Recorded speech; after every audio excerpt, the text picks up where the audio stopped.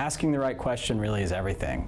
If you think about measuring knowledge, it's easy to ask the right question when there's a binary answer, right? What's this disease state? Or how many people are affected by this in a given year?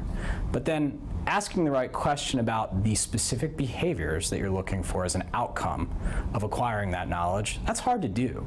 And throughout our 10 years plus in the industry, almost a decade and a half actually, ClearPoint has really honed its skills around knowing that correlation and making sure that it's asking customers, the constituents within the customers, the right question, and in saying, we know that we're trying to create good knowledge assets for you, but what we want to get to is the behaviors that you're actually trying to impact, and making sure that the question that we are asking our customers in turn is the right question they want to be asking their reps, all throughout the patient journey, all throughout the product journey, all throughout the customer journey, so that we're getting really to the end of what the knowledge is impacting from a behavior perspective. So there are a number of questions that you could ask to uncover behaviors related to knowledge, and they can range from being very, very simple.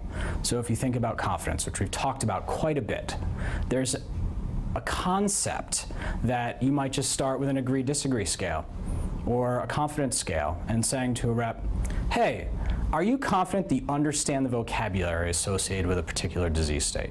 Self-reported, maybe manager triangulated, and that will give you a measurement. But then it can become more sophisticated, and then you can specifically have them go through a scenario where you say, deliver a particular message, and then what you've created around that is a rubric that lets you get some level of confidence measurement just by looking at questions around the way someone articulates a particular message. If they're using certain words that have validation through behavioral psychology and research or academic research that's done around that.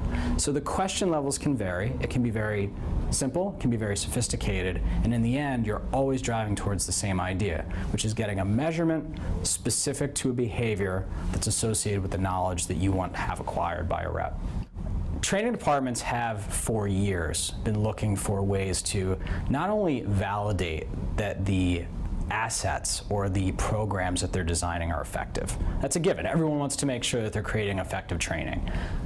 But they're also looking for justification to the business. They want to know that their importance to the business is recognized, that it's obvious, that it's tangible, and that it's producing a legitimate return on investment.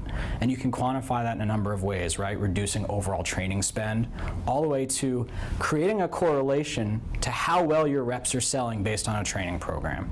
So when we look at ensuring that the behaviors that are being measured have an impact, that's what we're helping training departments provide, an overall justification for the programs that they've developed, all the way from just simple training effectiveness, which isn't all that simple, but that's a different issue, to the actual outcomes of a product launch and ensuring that they're hitting the targets.